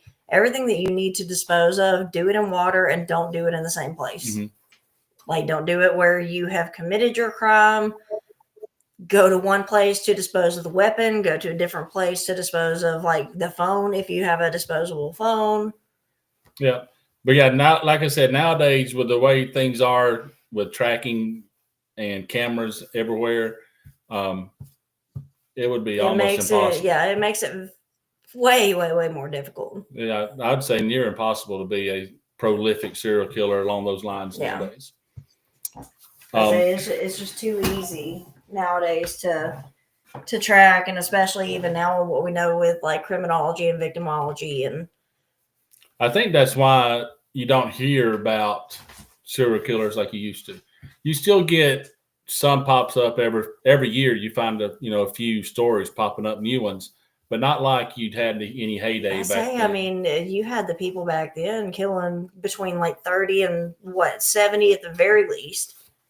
And what's crazy is because of all that, you had that shift in mindset with parents from become the helicopter parents and all that stuff. The rules about don't talk to strangers, don't take candy from strangers, don't get in cars with strangers, and all that kind of stuff. Which is good advice. It is. And now, because we've got so far removed from that and so comfortable with safety, now we call up strangers to come get us when we're drunk. Yeah. There's even a Uber teen account where you can have your teenager set up to get in the car with strangers. Even back then, the stranger danger thing, that even really didn't help anybody, because what we know now, looking back, is that there are not a whole lot of like crimes, sexual assaults or whatever, where it's a stranger on stranger crime. It's usually somebody the victim knows, that the victim is comfortable with. And the ones that we know about anyways. I mean, you get the few like Gary Ridgway, that was stranger on stranger. He just picked up prostitutes, stuff like that. You get a lot of those and everything, but since the focus and everything is on people like that because they fascinate us, we miss all of the majority of crimes. Most rapes are done by somebody the victim knows. Like, especially pedophilia. That's usually somebody within that child's family or inner circle. Well, so stranger danger does not help them, because now this person that they know, that they trust, is now abusing them. Well, we're going off those numbers because those are the reported numbers. So and that's the only thing we can go off of. So by believing those numbers, then we have to assume that's correct. Yeah. There's no way of actually knowing if that's accurate or not, because the other numbers they're not being reported. Because I mean, their reporting systems are weak anyway, because not everybody reports everything. Mm-hmm. There's, shame and everything, or that they've just disappeared and couldn't ever report anything. Well, I know that I've seen reports about sexual assault and stuff like that where it was reported, but it wasn't really followed up. Nobody was ever caught for it. Even here in Alabama, there is such a backlog of rape kits in hospitals just sitting there, because it is so prevalent and everything that we just we don't have the resources to follow up on every single report. Mm-hmm. And those are just the rape kits that we actually have. There are so many people that don't report it at all and get a kit done. Right. So. But the opportunity for this kind of behavior obviously is there for people who want to look into it or to do these kind of things. But again, it's not as prevalent as it used to be, as far as I think the numbers have went down, especially the serials, because of technology. Yeah, which is a great thing. The advancement of technology and everything has really, really helped victims, especially. Well, I think the advancement of technology has helped victims as far as like murder cases and things like that. But I also think that it has created a whole new type of victim as well, especially when it comes to internet and that kind of stuff too. Not necessarily a physical abuse, but there is a lot of abuse going on over the internet like that. That too, but we have the Craigslist killer. Hmm? Because when Craigslist was such a big thing, and I think he's actually one of the reasons people don't use it as much. And really, the only people that you do hear about using it are also creeps. Craigslist had a dating like a personal something. They have a misconnections section And, where back when all this started getting shut down, they actually had like a hookups type thing. That's where that's where escorts the were because of the clients. child trafficking and all that kind of stuff, they was getting busted so often that they finally shut down that whole part of Craigslist. Yeah. Like I said, I used to go on Craigslist a lot because they had, kind of like eBay. They had car parts and cars for sale and things like that. That marketplace of it. And because when they started, I remember one time I went to get on Craigslist and it was like shut down, blocked, and I didn't know why, They shut it down for a long time. But that's how I found out about they had these dating sites, or they called them dating sites, but they was basically hookup sites. It was like a lot of prostitutes and quote unquote escorts, like women who thought they were better than prostitutes, but were doing the exact same thing, called themselves escorts. Yeah. Like, look, I'm sorry. Like, you're getting paid for sex. You're a prostitute. Like, the reason that kind of started out is because of the terminology of it. They wasn't selling themselves; they were selling the experience of going on dates. They were selling companionship, basically. Yeah. So that's why they started using that kind of terminology to kind of go around the filters, I guess. But anyways, but on the internet, you see a lot of these chat rooms are still popular. Even some of these online gaming rooms and things like that become kind of a front for that kind of stuff. Where you have these creeps and these sickos pretending to be or victimizing younger people, usually girls, but girls and boys, victimizing them. So there's a whole new, even though serial murders and rapes and things have went down, because I think of the internet and what we have now as far as technology, I think that's just created a different kind of victim now. Yeah. So evil is going to do what evil does. It's just going to find a new outlet to do it. Well, I mean, it's like they'll say evil finds a way. And yes, the internet actually finds a way. I'm not Jeff Goldblum. He doesn't like Jeff Goldblum. No, I don't. No, evil finds a way every single time. And yes, the internet actually has made this easier for a lot of them. Mm-hmm. Now, they get caught quicker. They can be tracked much quicker, yeah. But I think it's happening probably more frequently because of that. Yeah, I think it's... Like, they may not get many victims, but... Well, and when I'm saying victims, too, I'm talking about just the... Oh, even the ones that aren't killed or anything. No, just the ones that they talk them into sharing photos and videos and things like that, too. That's still victimhood. Yeah, that's still a victim. That's absolutely like targeting that person and... Yeah. So it's just a different type of victim than what we used to see. But now she's looking for scissors. Well, you're on camera, babe. I know. And look, you didn't ever turn around. Like, you left your back to me and you're fine. I'm making a cookie. Shut up. I also saw, as far as the disposing of bodies, a theory I saw one time was these, and it's not just a theory. There's this group that goes through truck drivers who are serial killers as well, because they have an excuse to be traveling as much. They have a kill room basically built into their truck. They take it everywhere they go.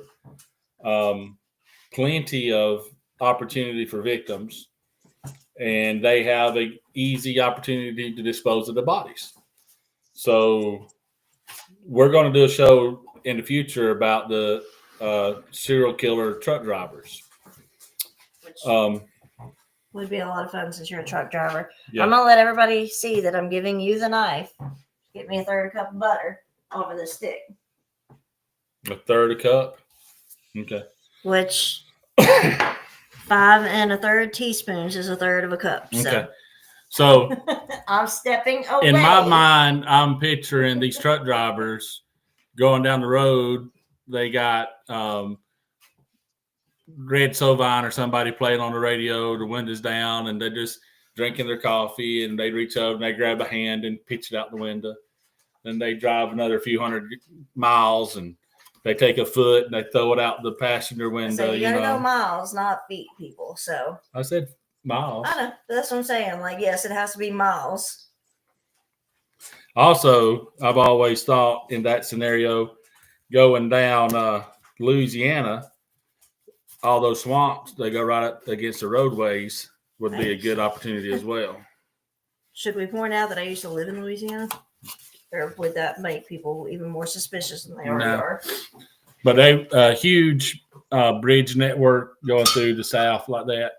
Lots of swamps, lots of animals in the swamps. Be good spots to get rid of the body parts. If you're a truck driver, you're driving if you're a truck driver, you're driving at night a lot. This seems like it'd be an easy, in this day and age, if you're going to be looking for a way of life that would be suitable to being a serial killer, I think truck driver would be a pretty good one. It still is the perfect one. I mean, they actually said there's a serial killer highway because it's so frequently used by truckers that they think that there's multiple serial killers still operating here. Years ago, I worked at a truck. I didn't always drive a truck, but I used to work on them as well. Well, I should say I always drove trucks, but I used to work on them as well in a shop. And we had a truck that would come through every few months, and he would park his rig on our lot. And we would do service on it, change the oil, that kind of things. While he was home, he would park his truck there. And it wasn't very often, just it may be there maybe 10 times a year for a week or two. And it would we would do a service on his truck. But we had strict rules about he would bring it in and out of the shop for us, and we would just do maintenance on it. We wasn't supposed to do anything inside the vehicle. And it turned out that truck driver, one day a wrecker come and it got that truck and it pulled it off the lot, and we never saw it again. And about a year or so later, we found out that he had been arrested in suspicion for the death of 5 prostitutes across the country. And that they think his truck might have been his kill room. We never saw any, don't picture it had like plastic and all this stuff. None of that. Just looked like a standard truck. But we also was told. That's all we needed. I mean. But we was also told not to do anything inside the truck. Like normal, and I don't mean plundering around, and we never did that anyways, getting inside people's personal stuff. But there's air filters that's in the bunk, in the bed part. There's air filters that we would normally change out. There's air filters inside the dash and things like that we would have to take panels off to get to. And he was very, very specific about he didn't want us to do those things, that he would do that. So we would just supply him with those filters and he would do it himself. And, but I remember when they come and got that, I wasn't at work today, they come and got it, but I remember getting that report back that he was been arrested. And I never heard anything beyond if he was convicted or not. I'm not going to say his name, but he was arrested for suspicion of killing some prostitutes. So, but that was a pretty close run-in, I guess. I never met the guy personally. I just had seen his truck out there, so I just thought that was interesting. I always thought that makes a good sense to be the quote-unquote perfect job to do the perfect murders would be a truck driver. Like FBI, like criminologists and the shows that I watch, they talk about this because you are transient as a trucker, and like you're never in the same place all the time, So your victim pool is countrywide. Yeah. And it's not as prevalent as it used to be, but hitchhikers at the truck stops, even alongside the roads at the interstates and stuff, used to be pretty big. Well, with that, and you get like what they call the lot lizards. Yeah, and then you got the lot lizards and the prostitutes that would show up. Again, they're not near as prevalent as they used to be because people are cracking, and the police are cracking down on that kind of stuff. There's a huge push with truck drivers and truck companies that's anti-human trafficking, so that we have hotlines at every truck stop, every rest area. You see posters and with phone numbers and stuff to call and report any kind of suspicious activity.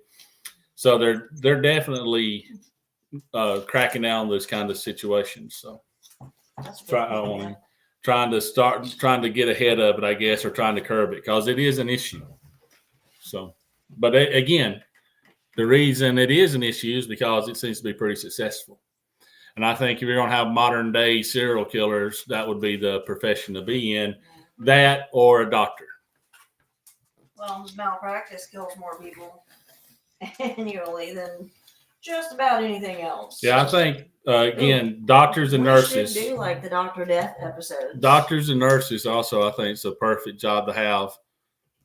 Well, if you want to be a serial killer. Of mercy, you know? Mm-hmm. I mean, that's very, very common, especially among women. Like, there have been males that have done it, but... Right. But you could always say, like I said, the angel of mercy ones, if you're a doctor, you know, of course, you don't want to do it enough that to draw suspicion, but you can always lose a patient. You know, things happen.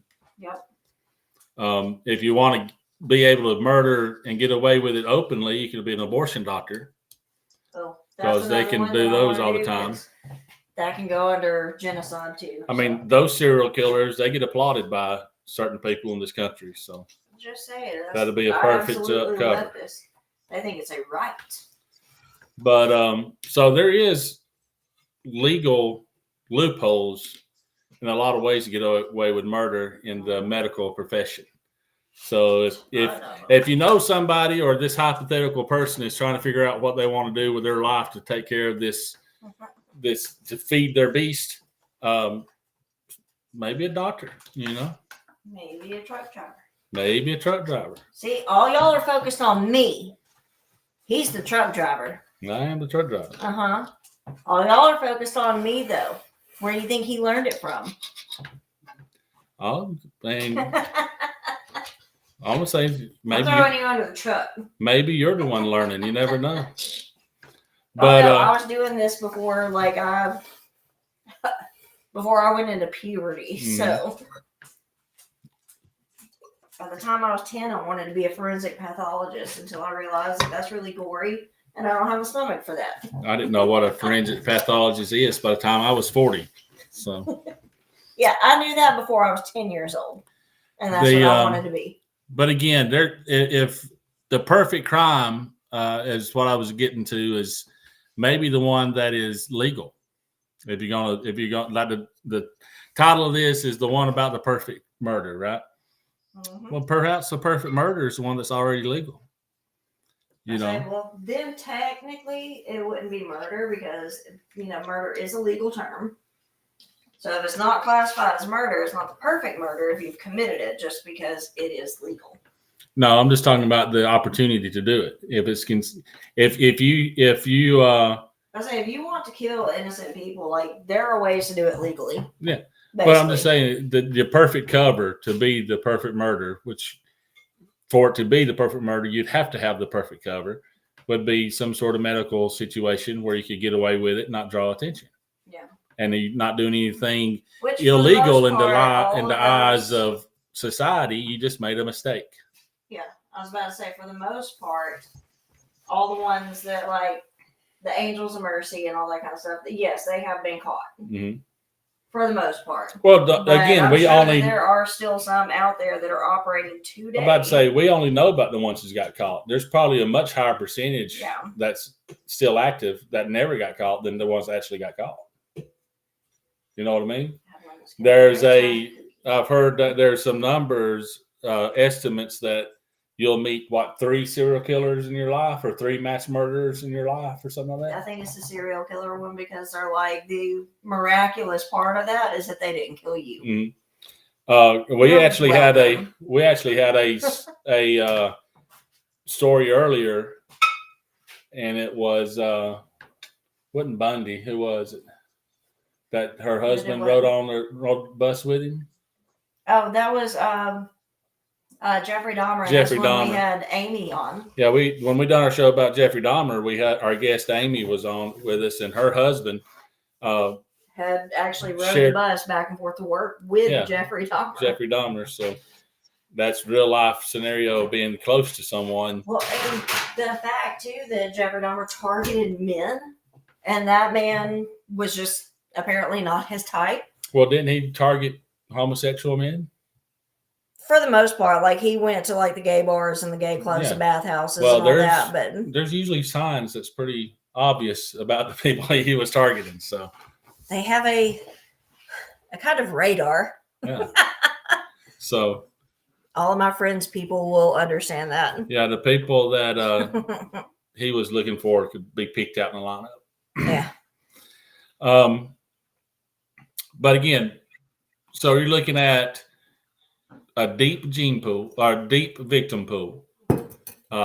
You want to make it random and have Your no, victims need to be random. Your method of killing needs to be random. and then your MO needs to be randomized and moved around so you don't do the same way every time.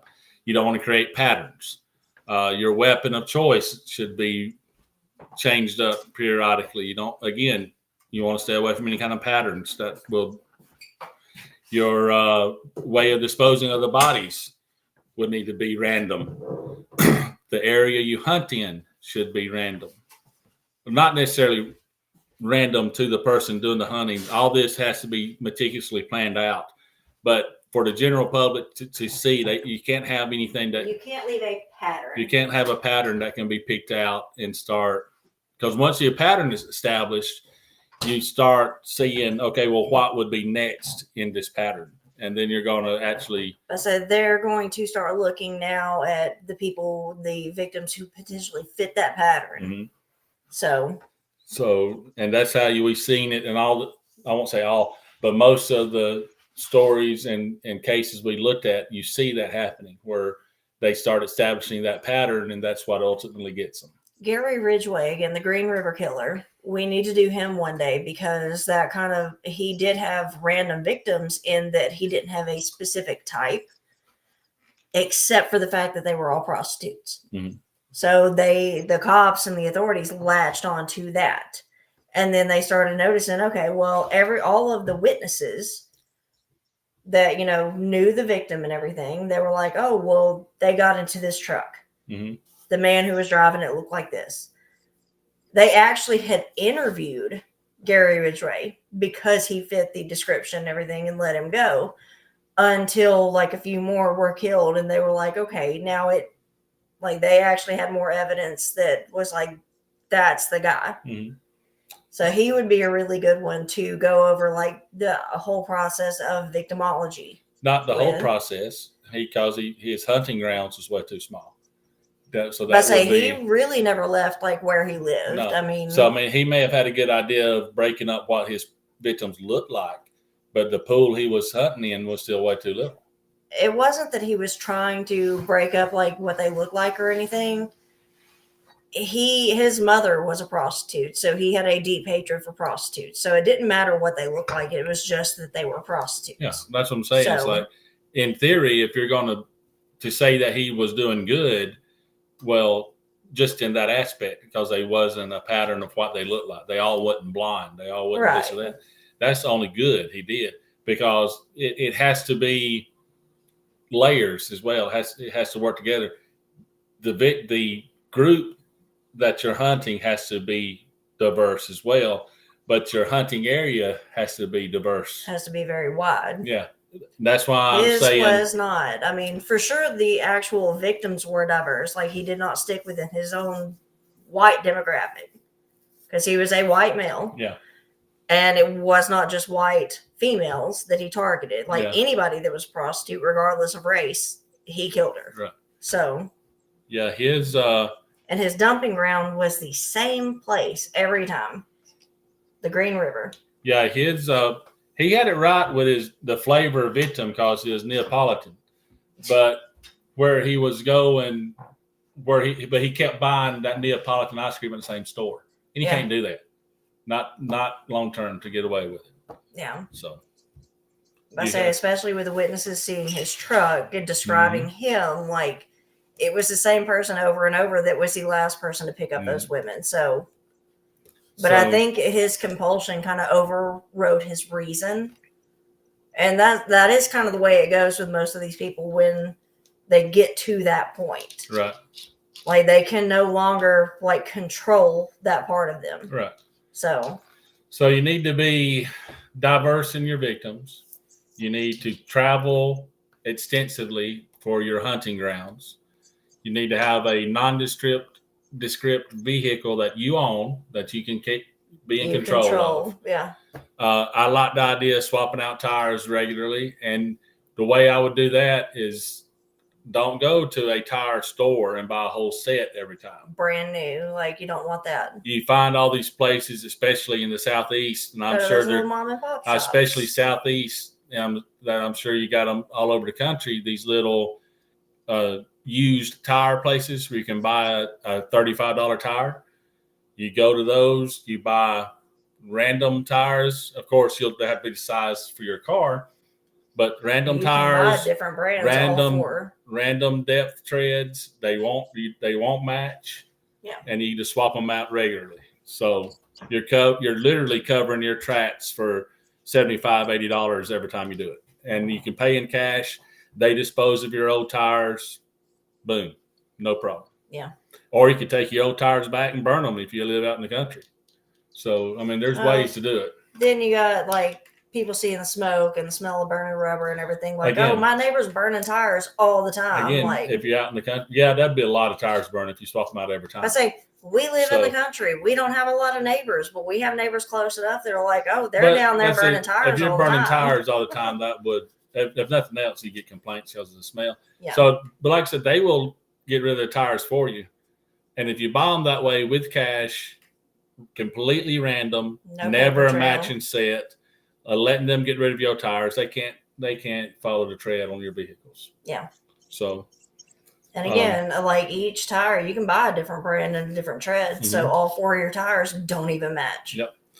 But the main thing, the best deterrent and the best way to get away with the perfect murder is to not have anything that would make you a suspect. So no one that you know. Again, that's rule number one. I started this show saying that you don't crap where you eat. So you do not. I don't care if like you said, some of these serial killers that had the fixation with the mother or whatever, they didn't kill the mother to begin with. They found people to take that place. Ed Kemper. So he finally killed the mother and turned himself in. Yeah. But if it's something personal, someone personal that you're fixated on, then you just gotta find a substitute for it. Yeah. And then again, eventually, like with Kemper, that compulsion to actually kill the target of your rage, of your fixation, of your compulsion. Yeah. That's going to become too great to ignore, and you're eventually going to do something to them. Yep. And that's how I think eventually all of them would get to that point. I don't think did we do an episode? We did an episode on Kemper. Oh, yeah. I think, yeah. Because I talked about the head in the trunk. Mm-hmm. But, I mean, he turned himself in after he killed his mother because at that point he was done. Like, there was all the compulsion in him to kill somebody was focused on other people because he was, I think, trying to work himself up to killing his mother. He was trying to get the courage to do it. So once he killed, what was it, like 13 co-eds or something like that? I can't even remember the number now. Once he killed a certain number of them, it was like, okay, I can finally do this with mom. And she finally pushed his buttons to that point that, I mean, he even did horrific stuff to her after she was dead. Mm-hmm. Yeah. Just to add insult to injury because that hatred and everything ran so deep in him. Mm-hmm. Like that, I mean, that is an awful case. But he was done after that. Well, those kind of people that have that kind of compulsion, serial killers, they're always going to get caught. Yeah. So you can't put them in the perfect murder scenario other than saying that you can't do it this way. I mean, So- even Ted Bundy, it was never really confirmed, but they were saying that the love of his life, he was a jilted lover and everything, basically, and he was killing her over and over and over, just not her. Right. They were all substitutes for her because they all look the same. Well, you hear a lot of the after the fact, the interviews and stuff with them that they do say, Yeah. you know, something along those lines, anyways. But I think if you're going, if it's someone with those kind of compulsions going down that road, it will always end the same way. I don't think they'll ever get away with it. There are serials that we will eventually get to in the show as it goes on and everything, where the compulsion is just to kill. Mhm. Like they're just kind of basically angry at the world and they want to lash out somehow. They don't care who they kill. They don't care. I mean, they don't care. Mhm. They just need to actually take the life of somebody because that's how they exercise that anger. Right.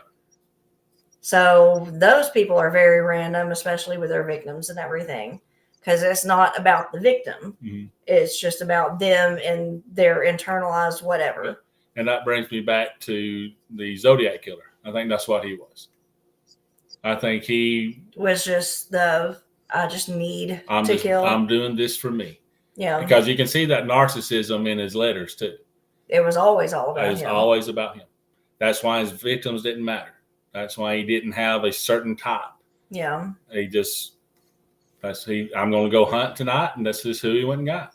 But say they were also in a way victims of opportunity because a lot of them, I mean, were couples in cars and Mhm. stuff, or like the couple by the lake and everything. Mhm. They just had the opportunity to do it. Yeah. And to be honest, he wasn't really good at it. No, he really wasn't. Like, it's No. actually amazing that he got by with this. Yeah, there's at least a few that he shot and didn't kill. Yeah. So, and how do you shoot someone with a 44 Magnum and not kill them? I don't know. I mean, that's actually kind of impressive. Yeah. In a way.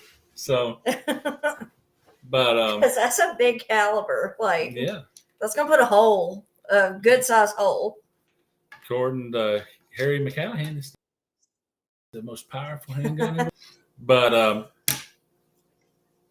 I think Zodiac is the best example of how to do it properly, if that makes sense. He's the only one that we have still not caught to this day. We have no the idea most, who he the is. most famous, the most infamous one for sure. Yeah. There are some that we see every now and then that have a huge kill rate that finally get caught by something dumb. When you look at David Berkowitz, he got caught by like a busted tail light. Yeah. So that makes me wonder. I think they would eventually got caught anyways, but it does make me wonder how much more they would have done before they got caught, before they slipped up.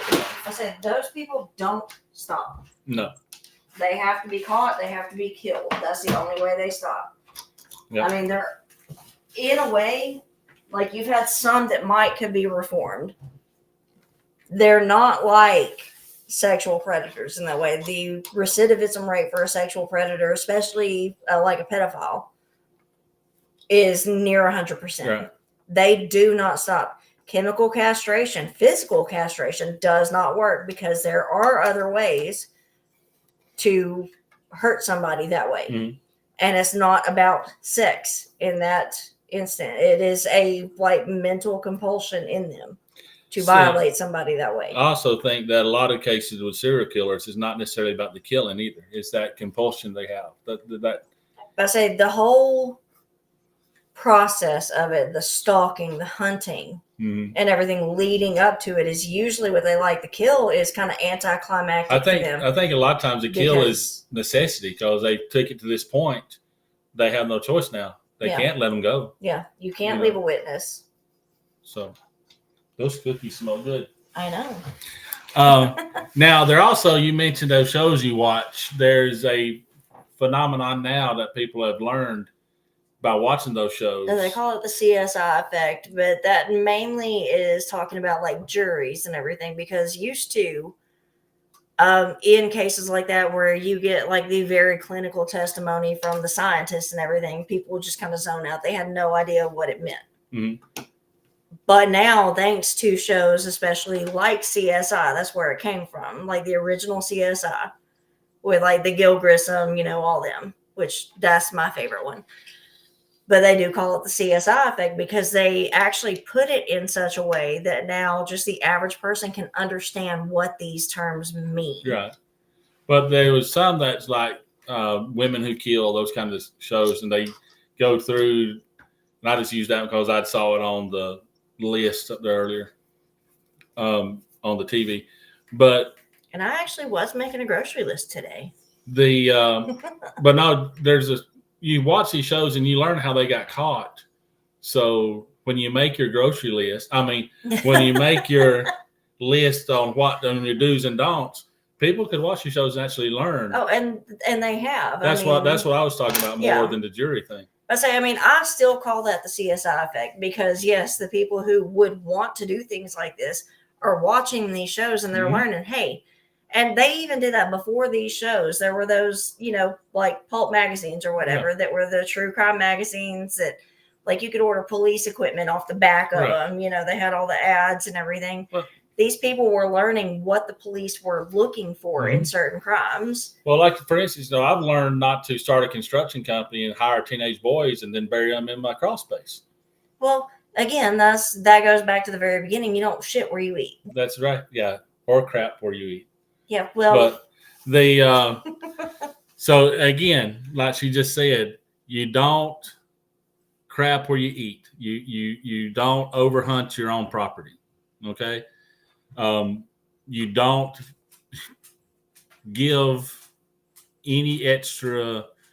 You don't make it easy to be connected to your victims. Basically, you got to start somewhere outside, away from you, that there's no connections to you to start with, or you're going to go downhill immediately. We're getting close to the end. It's about 4 or 5 minutes left. Is there anything you want to close out with on any last thoughts? Or I'll go back to the beginning too. That's what this boils down to. The perfect crime means reducing your forensic footprint. Mm-hmm. Yep. And there's so much to look for these days. Technology, like your cell phone is a digital fingerprint right now. Like, it doesn't matter what you're searching for. You don't even have to search for, the same things that have got people caught before, like how to dispose of a body or something. Right. Like, one, don't do that. No. That's like my main thing. You know me. I say this all the time. Do not put anything in writing, and that means digital writing as well. Oh, yeah. Like, there was a bomber that got caught because the notes that he was making on a legal notepad, with the yellow sheets that you just tear off, he actually burned the page that he was writing on his notes. He burned that, but they actually, the imprint of his pen, they were able to see what he wrote because of that pad. Yeah. Don't ever put anything in writing, or if you're going to, burn the entire pad, dude. It's like you're saying, the electronics nowadays, this Siri that you have in your house, everything you do is recorded now. Like, our phones are actively listening to us right now. You got your phone in your pocket, your GPS in your car. It's constantly tracking you. For a serial killer nowadays, they have to be a lot smarter and a lot more careful than they were back then. They have to take the digital age into account now.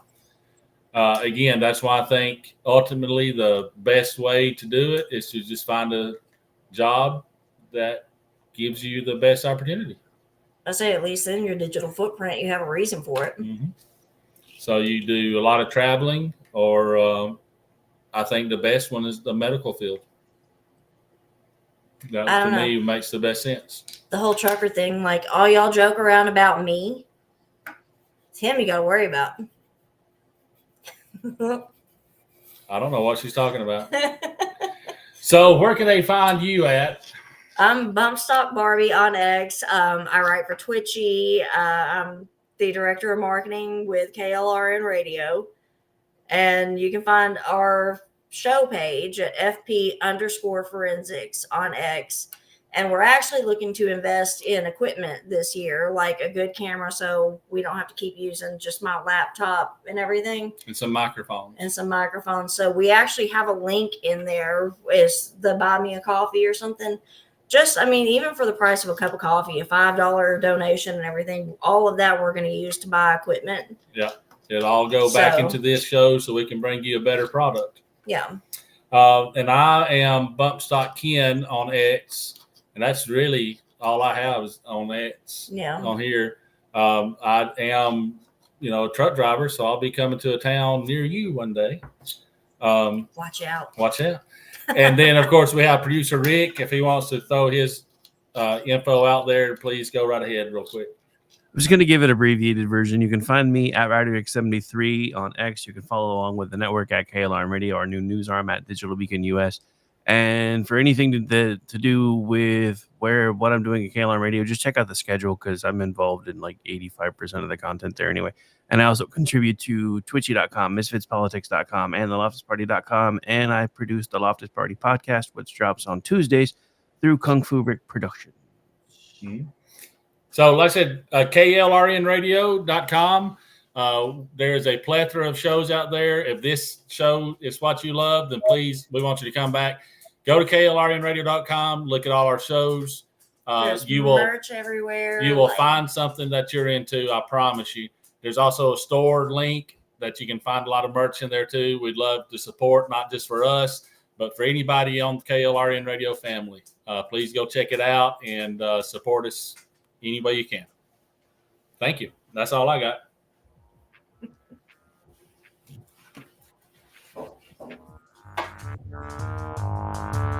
All right, everybody. Thank you for joining. We'll see y'all in 2 weeks. I listen to it at night. I like the girl talk. It makes me feel alright. I like scary stories in the morning, and I like them at night. I like the girl talk vibes. They make me feel just fine. I listen to a lot of true crime. Say goodnight, Grace.